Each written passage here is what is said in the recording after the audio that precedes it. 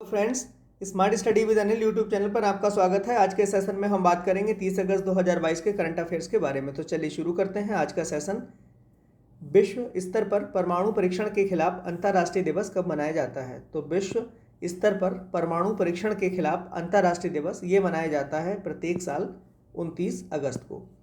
इस दिन का उद्देश्य परमाणु हथियार परीक्षण, विस्फोटों या किसी अन्य परमाणु विस्फोटों के प्रभावों के बारे में जागरूकता बढ़ाना और परमाणु हथियार मुक्त दुनिया के लक्ष्यों को प्राप्त करने के प्रति जागरूक करना है। 2 दिसंबर 2009 को संयुक्त राष्ट्र महासभा के 64वें सत्र ने परमाणु परीक्षण के खिलाफ 29 अगस्त को अंतर्राष्ट्रीय दिवस घोषित किया।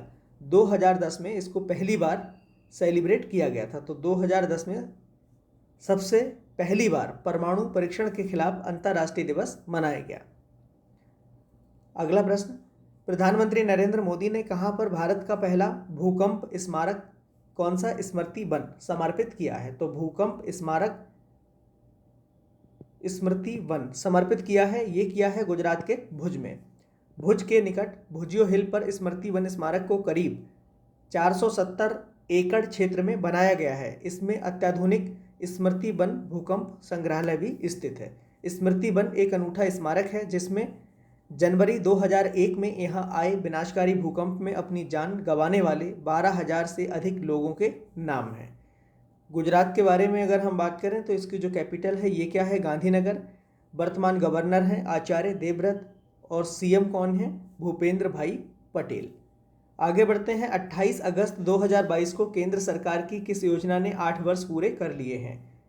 तो ये कौन सी योजना है? प्रधानमंत्री जनधन योजना। 28 अगस्त को प्रधानमंत्री जनधन योजना की 8वीं वर्षगांठ मनाई गई। प्रधानमंत्री जनधन योजना एक वित्तीय समायोजन की सबसे बड़ी योजना है।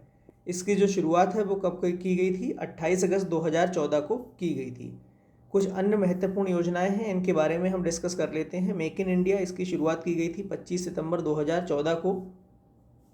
आयुष्मान भारत योजना, इसकी जो शुरुआत है ये की गई थी 23 सितंबर 2018 को। बेटी बचाओ बेटी पढ़ाओ योजना, इसकी शुरुआत हुई थी 22 जनवरी 2015 को। मिशन इंद्रधनुष, इसकी शुरुआत कब हुई थी? 25 दिसंबर 2014 को।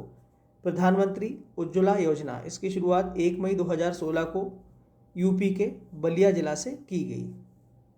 प्रधानमंत्री मुद्रा योजना, इसकी शुरुआत कब हुई थी? 8 अप्रैल 2015 को। अगला प्रश्न है, पैदल चलने वालों और साइकिल चलाने वालों के लिए 300 मीटर लंबे अटल ब्रिज का उद्घाटन किस शहर में किया गया है? तो अटल ब्रिज, इसका जो उद्घाटन है ये किया गया है गुजरात के अहमदाबाद में। प्रधानमंत्री नरेंद्र मोदी ने गुजरात के अहमदाबाद में साबरमती नदी पर बने अटल ब्रिज का उद्घाटन किया है। ये एक ओवर ब्रिज है जिसकी लंबाई कितनी है? 300 मीटर और चौड़ाई है 14 मीटर। नेक्स्ट, हाल ही में ड्रीम सेटगो के पहले ब्रांड एम्बेसडर के रूप में किसे नियुक्त किया गया है? तो ड्रीम सेटगो के पहले ब्रांड एम्बेसडर ये बने हैं सौरभ गांगुली। स्पोर्ट्स एक्सपीरियंस और ट्रैवल प्लेटफॉर्म ड्रीम सेटगो ने सौरभ गांगुली को अपना पहला ब्रांड एम्बेसडर घोषित किया है। अगला प्रश्न है, हाल ही में एशिया कप 2022 के लिए भारतीय टीम का अंतरिम मुख्य कोच किसे बनाया गया है? तो भारतीय टीम का अंतरिम मुख्य कोच ये बनाया गया है वीवीएस लक्ष्मण को। वीवीएस लक्ष्मण कोविड-19 से संक्रमित राहुल द्रविड़ की अनुपस्थिति में टीम की तैयारी की रेखदेख करेंगे। अगला प्रश्न है, जूता और चमड़ा उत्पाद नीति 2022 लॉन्च करने वाला पहला राज्य कौन बना है? तो ये बना है तमिलनाडु। इसके साथ ही तमिलनाडु के मुख्यमंत्री एम.के. स्टालिन ने रानीपेट के पानापक्कम में 400 करोड़ के विशाल जूता चप्पल विनिर्माण पार्क की आधारशिला भी रखी है। तो जूता चप्पल विनिर्माण पार्क, इसकी आधारशिला भी रखी गई है। तमिलनाडु राज्य के बारे में अगर हम बात करें तो इसके वर्तमान गवर्नर कौन है? आर.एन. रवि हैं। इसकी जो कैपिटल है वो चेन्नई है और इसके सीएम कौन है अभी? Chief minister MK. स्टालिन।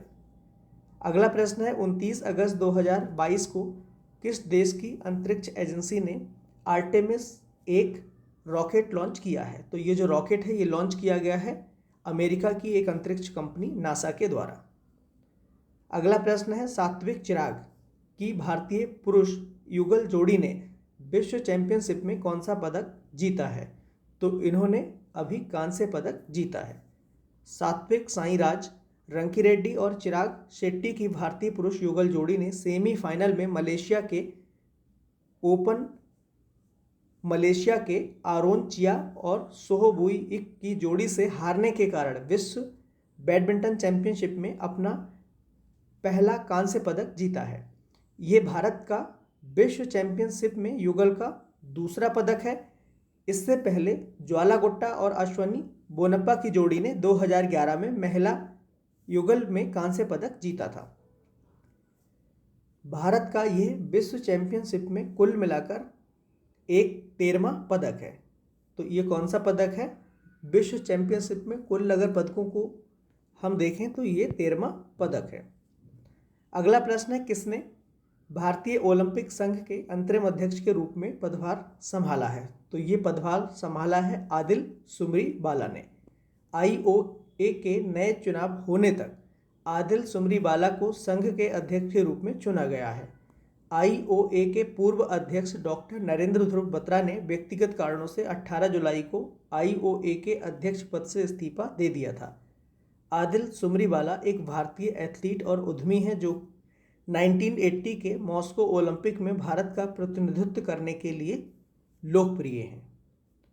वर्तमान में वह भारतीय एथलेटिक्स महासंघ के अध्यक्ष हैं और IAAF की 50वीं कांग्रेस में परिषद के सदस्यों में से एक के रूप में चुने गए हैं। इस प्रकार ऐसा करने वाले वे पहले भारतीय बन गए हैं। भारतीय ओलंपिक संघ की स्थापना कब हुई थी? 1927 को। इसका मुख्यालय नई दिल्ली में स्थित है और वर्तमान में महासचिव कौन है? राजीव मेहता।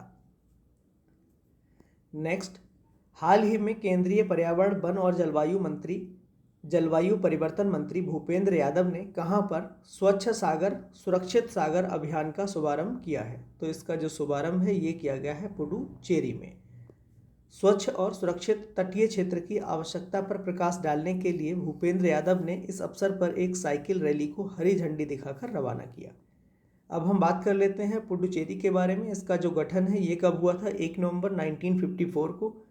मुख्यमंत्री हैं एन रंगास्वामी। उपराज्यपाल कौन है?